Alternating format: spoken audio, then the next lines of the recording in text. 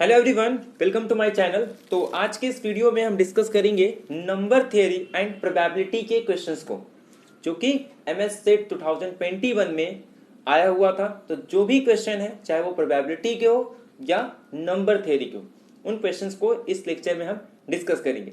Number theory and probability दोनों के ही question जो एग्जाम में आए हुए थे बहुत ही सिंपल थे। अगर एक क्वेश्चन को छोड़ दूं तो बाकी सारे ही क्वेश्चन बहुत ही सिंपल थे। ठीक है, तो प्लीज वीडियो को स्टार्टिंग से एंड तक देखें। आई होप आपको इस वीडियो में कुछ नया सीखने को मिलेगा।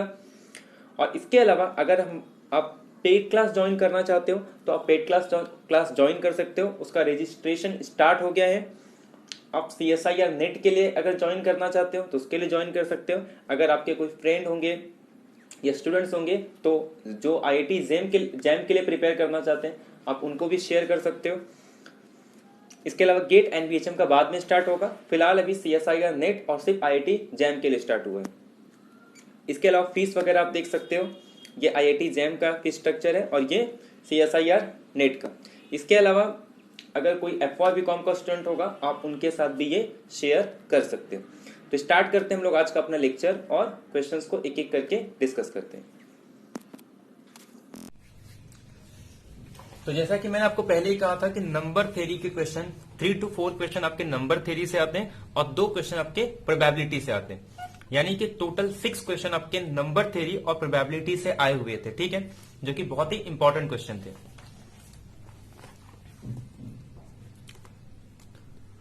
अब देखो क्वेश्चन नंबर 1, ये मैं वो क्वेश्चन कह रहा था जो हमने नहीं किया था।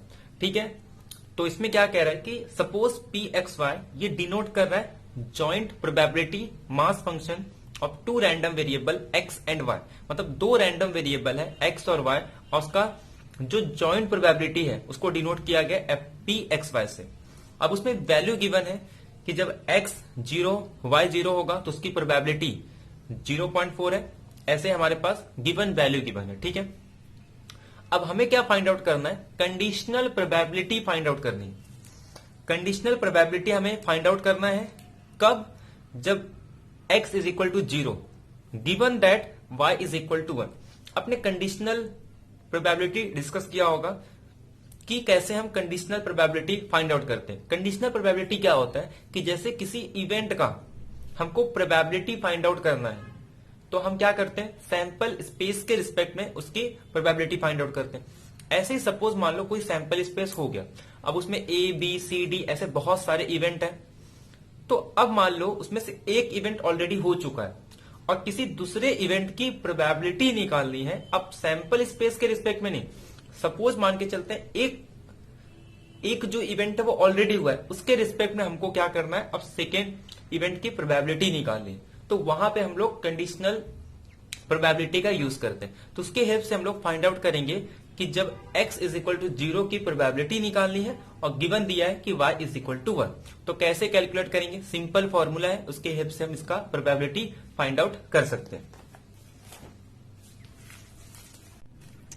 तो सॉल्यूशन फाइंड आउट करते हैं क्वेश्चन नंबर 3 का। अगर आप सेट C के अकॉर्डिंग देख रहे हो तो क्वेश्चन नंबर 3। अब अगर इसके सॉल्यूशन की मैं बात करूं, अब देखो इसमें गिवन क्या दिया है कि PXY डिनोट कर रहा है जॉइंट प्रोबेबिलिटी। तो सबसे पहले हम क्या करते हैं? एक टेबल बना लेते हैं। जैसे यहाँ पे x और ये y, यहाँ पे x की वैल्यू लिखते हैं, यहाँ पे y की वैल्यू लिखते हैं। अब x की वैल्यू क्या है हमारे पास? एक तो 0 1, ऐसे y की वैल्यू भी 0 और 1 होगी। तो जब x 0 y 0 तो यहाँ पे उसकी प्रोबेबिलिटी लिखते हैं। तो ये हमारे पास गिवन है 0.4। जब x 0 y 1 तो 0.2। जब x की वैल्यू हमारे पास 1 है, y की वैल्यू 0 है तो 0.1, और जब x और y दोनों 1 है तो 0.3। ये एक हमारे पास टेबल बन गया। ठीक है, अब हमें क्या फाइंड आउट करना है? कह रहा है कि हमें कंडीशनल प्रोबेबिलिटी फाइंड आउट करनी है। तो इसको मैं कैसे लिख सकता हूं? जब x की वैल्यू 0 की हमें प्रोबेबिलिटी निकालनी है जब गिवन हो हमारे पास y इज इक्वल टू 1।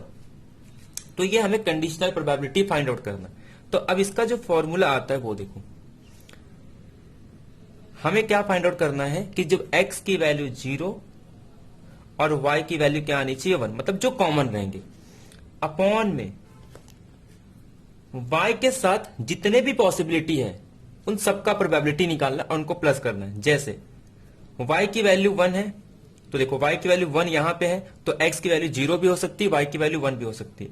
मतलब x is equal to 0, y is equal to 1 plus x is equal to 1, y is equal to 1। बस ये आपका हो गया आंसर। अब जब x की वैल्यू 0, y की वैल्यू 1, x की वैल्यू 0, y की वैल्यू 1, ये कितना आ गया हमारे पास 0.2 अपॉन x की value 0, y is equal to 1। तो ये 0.3, 0.2 और 0.3 को ऐड कर देना है, तो ये आ जाएगा आपका 0.2 प्लस 0.3 यानी 0.2 अपॉन 0.5 यानी कि 2/5। तो जो आपका ऑप्शन नंबर है वो ऑप्शन नंबर सी आपका करेक्ट हो जाएगा। तो सिंपल सा ये फॉर्मूला था, बट ये जॉइंट प्रोबेबिलिटी हमने किया नहीं था। अगर जो भी प्रोबेबिलिटी कि अगर थोड़ा नोट्स वगैरह देखे होंगे तो उनके लिए क्वेश्चन सिंपल था। अब नेक्स्ट क्वेश्चन की बात करते हैं, क्वेश्चन नंबर 4 की। अब क्वेश्चन नंबर 4 में देखो, इसका आंसर सी आंसर आएगा 2/5। अब क्वेश्चन नंबर 4 में देखो, इसमें क्या कह रहा है कि 3 balls are randomly drawn from a ball containing 6 white and 5 black balls. What is the probability that one of the balls is a white and other 2 black? मतलब क्या कह रहा है कि एक बॉल के अंदर कितने व्हाइट है, 6 व्हाइट एंड 5 ब्लैक बॉल्स हैं।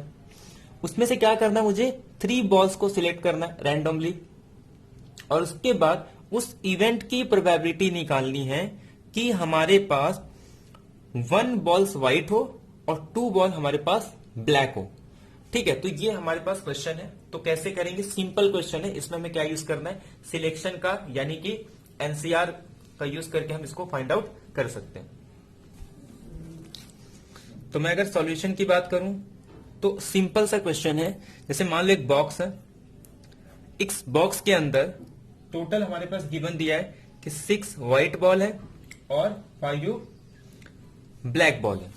तो टोटल अगर मैं बॉल की बात करूं तो इस बॉक्स के अंदर टोटल कितने बॉल आ गए, 11 बॉल आ गए। अब इस 11 बॉल में से मुझे कितने निकालने हैं, टोटल 3 बॉल सिलेक्ट करने या फिर 3 बॉल इसमें से निकालने। तो ये कितने आ जाएंगे, 11C3। सिंपल कॉम्बिनेशन का यूज करेंगे अपॉन, अब इवेंट जो है वो क्या कह रहा है कि हमारे पास उसकी प्रोबेबिलिटी निकालनी है कि व्हाइट बॉल कितना होना चाहिए, 1 व्हाइट बॉल होना चाहिए। इसका मतलब 6 व्हाइट बॉल में से हम कितना निकालेंगे, 1 निकालेंगे।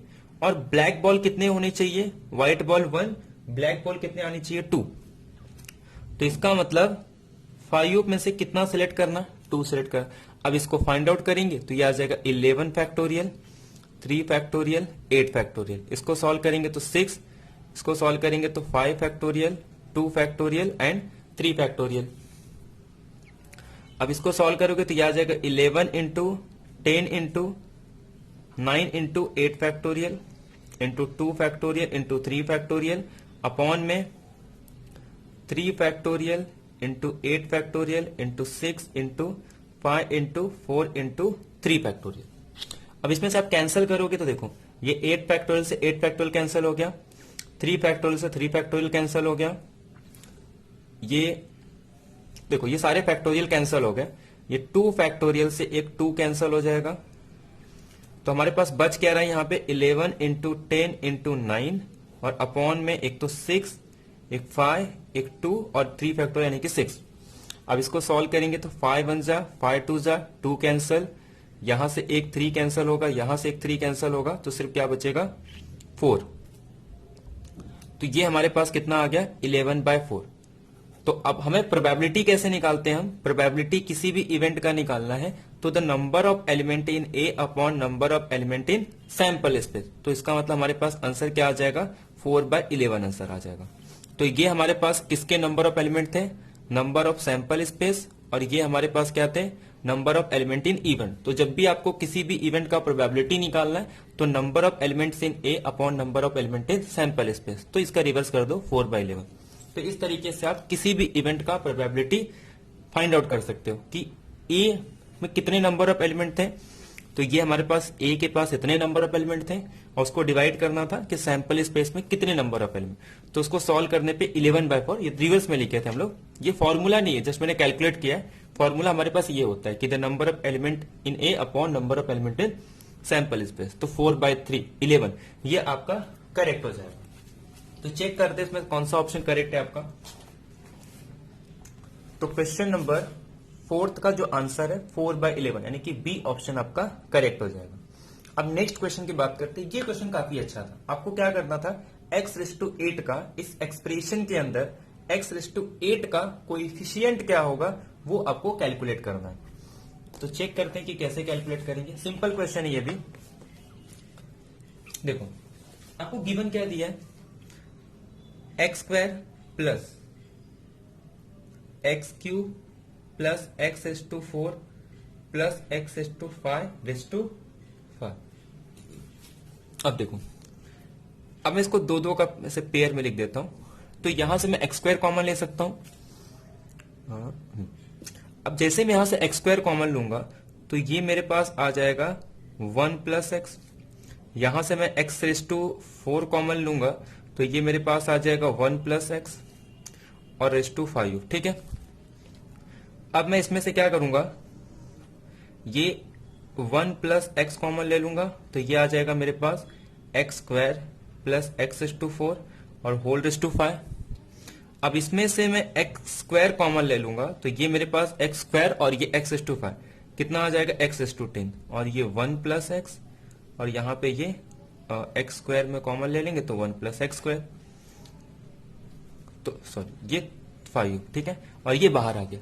एक बात बताओ, इसका कोई भी एक्सप्रेशन लो कम से कम 1 डिग्री की तो आएगी, और x⁻10 से जब आप मल्टीप्लाई करोगे तो उसमें एक भी टर्म x⁻10 से कम तो नहीं होगा। मिनिमम किसी भी मतलब जो इसमें जो टर्म होंगे वो x⁻10 से ग्रेटर, मतलब किसी भी टर्म की जो डिग्री होगी वो 10 से तो ग्रेटर होगी। मतलब इसमें x⁸8 वाला टर्म प्रेजेंट ही नहीं होगा तो उसका कोएफिशिएंट कितना आने वाला है, 0 आने वाला है। तो देयरफॉर सिंपल सा क्वेश्चन था, इसका आंसर आपका 0 हो जाएगा। तो आप लोग देख सकते हैं इसका जो आंसर है डी ऑप्शन करेक्ट हो जाएगा, क्योंकि इसमें ऐसा कोई टर्म नहीं है जो x⁸8 का कोई टर्म प्रेजेंट ही नहीं होगा, और जिसका कोई टर्म प्रेजेंट नहीं है तो दैट इज कोएफिशिएंट इज 0। अब देखो इसमें क्या कह रहा है, every natural number is a sum of distinct power of 2, sum of distinct power of 3, sum of distinct factorial, sum of distinct triangular number. अब देखो ये क्वेश्चन तो आपको जनरली पता होना चाहिए कि हर एक नेचुरल नंबर को हम कन्वर्ट कर पाते हैं किसमें, 2n के फॉर्म में या फिर उसके समेशन के फॉर्म में। तो मैं आपको दिखाता हूं कैसे हम किसी भी नंबर को 2n के डिस्टिंक्ट पावर में लिख सकते हैं। आपने ये किया भी होगा जब ICT वगैरह आप करते हो IT में, तो वहां पे हम लोग कन्वर्जन वगैरह देखते हैं। जैसे कि अगर मुझे 1 को लिखना है तो मैं इसको क्या लिख सकता हूं, 2⁻0। मुझे 2 लिखना है तो मैं इसको 2 का 1 पावर लिख सकता हूं। मुझे अगर 3 लिखना है तो मैं 2⁻0 प्लस 2⁻1 लिख सकता हूं। मुझे 4 लिखना है तो मैं 2 का स्क्वायर लिख सकता हूं। मुझे अगर 5 लिखना है तो मैं क्या लिख सकता हूं, 2⁻0 प्लस 2 का स्क्वायर। मुझे 6 लिखना है तो मैं इसको लिख सकता हूं 2 का 1 पावर 2 का 2 पावर। मुझे 7 लिखना है तो मैं 2⁻0 2⁻1 और 2 का स्क्वायर लिख सकता हूं। मुझे 8 लिखना है तो मैं 2 का क्यूब लिख सकता हूं। 9 लिखना है तो 2⁻3 प्लस 2⁻0, 2⁻01, 2 का पावर 1 2, 2 का 0 पावर 1 प्लस 2 3 आ रहा है, 2 का स्क्वायर 4, ये 5, ये 6, ये, और सब में 2 के डिस्टिंक्ट पावर यूज हो रहा है। अब यहां तक 8 तक कर लिए ना, तो ऐसे आप 9 में कंप्लीट कर सकते हो। 2⁻3 में ये ऐड कर दो, 2⁻3 में ये ऐड कर दो, ऐसे ऐड करते जाओगे 16 मिल जाएंगे। ऐसे आप आगे भी कंटिन्यू कर सकते हो। तो हर नेचुरल नंबर को आप 2 के डिस्टिंक्ट पावर में लिख सकते हो। तो आपका जो आंसर है इसका ए ऑप्शन करेक्ट हो जाएगा। तो सिंपल सा क्वेश्चन था, आपको रिजल्ट भी पता होना चाहिए कि every natural number is a sum of distinct power of 2। इसका जो ऑप्शन है आपका ए ऑप्शन आपका करेक्ट हो जाएगा। बाकी आप डिस्टिंक्ट पावर ऑफ 3 भी देख सकते हो, डिस्टिंक्ट फैक्टोरियल, ये सब नहीं होंगे। ट्रायंगुलर नंबर आपको पता ही होगा, जो एक ट्रायंगुलर शेप का बनता है, ऐड करते हुए चलते हैं हम लोग नंबर को। तो नेक्स्ट क्वेश्चन देखते हैं हम लोग। ये देखो, अब क्वेश्चन नंबर 39 बहुत ही सिंपल क्वेश्चन था। आपको इसमें सॉल्व करने की जरूरत नहीं थी। जब भी आपको वैल्यू गिवन हो ना, सबसे आप पहले आप वैल्यू पुट करो। और चेक करो इसका आंसर क्या होगा। This is the best method to solve this types of question. Okay, आपको 22 दिया है, आप 22 चेक करो, 27 दिया है 27 चेक करो, 47, और ज्यादा टाइम नहीं लगेगा क्योंकि कोई भी एग्जाम्पल को आप तीनों में पुट करके देखो, अगर एक में भी नहीं आ रहा है तो वो ऑप्शन आपका इनकरेक्ट हो जाएगा। तो मैं इसको ऑप्शन में ही बता देता हूं। तो देखो 22 में से 2 माइनस करो, 5 के टेबल में आता है। 22 में से 3 माइनस करो, 19 हो जाएगा, वो 4 के टेबल में नहीं आता, ऑप्शन डिस्कार्ड। 27 में 2 माइनस करो, ये भी हो रहा है। 27 में से 3 माइनस करो, ये भी हो रहा है। लेकिन जब ये माइनस करोगे 26 आएगा, और 3 के टेबल में 26 नहीं आता। 47 में से 2 माइनस करोगे हो गया, 3 माइनस करोगे तो भी हो गया। लेकिन जब 47 में से 1 माइनस करोगे तो 46, वो 3 के टेबल में नहीं आता। 67 में से 2 माइनस करो, 65, 5 के टेबल में आ रहा है। 67 में से 3 माइनस करो, 64, 4 के टेबल में आ रहा है। 67 में से 1 माइनस करो, 66, वो 3 के टेबल में आ रहा है। यानी कि इसको सेटिस्फाई करने वाला डी है। आपको इस तरीके से चेक करना था, बाकी आप सॉल्व करके भी चेक कर सकते हैं, बट ये आपका सबसे सिंपल मेथड है।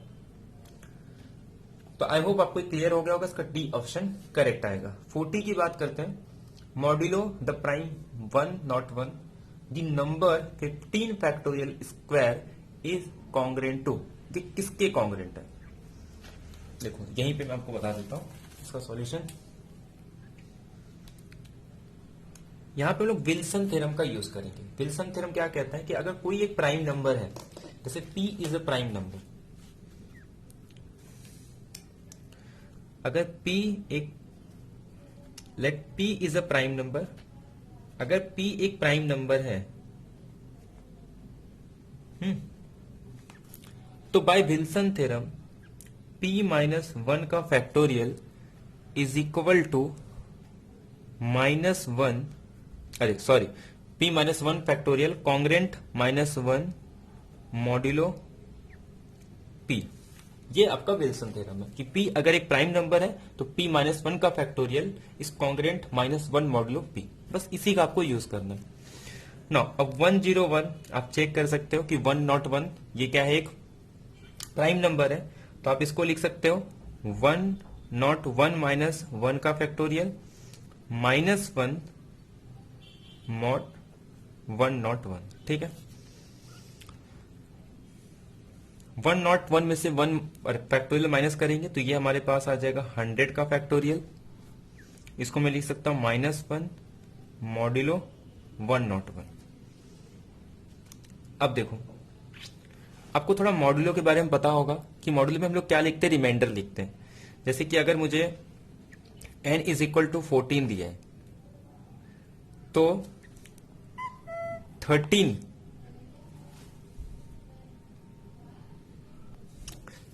अगर मैं 14 से डिवाइड करूंगा तो इसका आंसर कितना आएगा, 13 आएगा।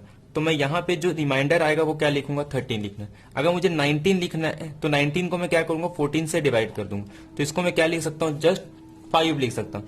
अगर मुझे -14 दिया है तो 19 मतलब क्या होता है, 19 या 19 का मल्टीपल एज अ 0 ट्रेट होता है। तो मैं इसको माइनस कर दूंगा तो ये किसके इक्वल आ जाएगा, 5 के इक्वल। यानी कि जब हम मॉड्यूलो में लेते हैं तो उसमें जो n रहता है, n का कोई भी मल्टीपल एज अ 0 ट्रेट होता है। तो अगर मैं यहां पे -1 में 1 0 ऐड कर दूं, इसका मतलब मैं 0 ऐड कर रहा हूं। तो -1 और 1 नॉट 1 में से 1 माइनस कर दूंगा तो आंसर कितना आ जाएगा, 100। मतलब -1 और 100 मॉड्यूलो 10 के अंदर क्या दोनों सेम होते हैं। तो ये आ जाएगा हमारे पास 100 फैक्टोरियल। इसको मैं लिख सकता हूं 100 मॉड्यूलो 1 नॉट 1। अब देखो अब हम क्या करेंगे, इस 100 फैक्टोरियल को मैं क्या लिख सकता हूं, सिंपल इसको लिख सकता हूं 100 इंटू 99 फैक्टोरियल 100 मॉड्यूलो 1 नॉट 1। तो ये आपका 100 फैक्टोरियल कैंसल हो जाएगा। अब आपके पास क्या बच रहा है, 99 का फैक्टोरियल 1 मॉड्यूलो 101। बट हमको चाहिए क्या, हमको चाहिए 50 फैक्टोरियल का स्क्वायर। अब थोड़ा इसमें कुछ एडजस्टमेंट करना होता है। देखो 99 फैक्टोरियल, इसको मैं कैसे लिख सकता हूं, 99 इंटू 98 इंटू 97, ऐसे करते करते 51 इंटू 15 फैक्टोरियल ऐसे लिख सकता हूं। It is 1 modulo 101।